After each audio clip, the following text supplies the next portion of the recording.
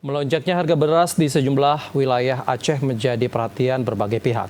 Anggota DPR Aceh meminta langkah cepat pemerintah daerah serta mendesak Bulog untuk menjaga ketersediaan stok serta stabilitas harga.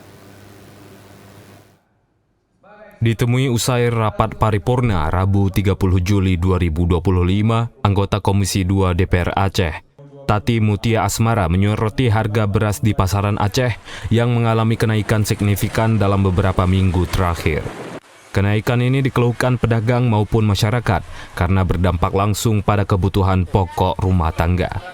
Tati menyebutkan pihaknya pun telah melakukan sidak ke pasar serta menyambangi salah satu daerah lumbung padi di Kabupaten Pidi beberapa waktu lalu. Hasil turunnya kita memang kita temukan bahwa harga beras secara signifikan merangkak naik seperti itu.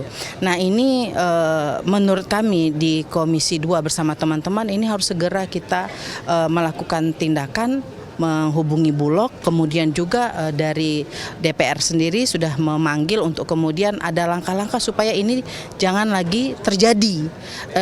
Kami mendengar bahwa dari Disperindak sendiri sudah akan melakukan operasi pasar dan beberapa langkah-langkah yang lain, dan itu sangat kami dukung. Anggota DPR Aceh menilai selain faktor distribusi, ketersediaan stok dan pengawasan jalur distribusi beras menjadi hal penting untuk mencegah penimbunan maupun permainan harga. DPR Aceh juga menekankan perlunya menjaga keseimbangan harga. Harga beras harus tetap menguntungkan petani, namun tetap terjangkau bagi masyarakat kecil.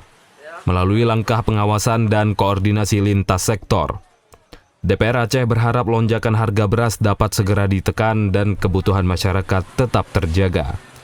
Tim Liputan TVRI Aceh melaporkan.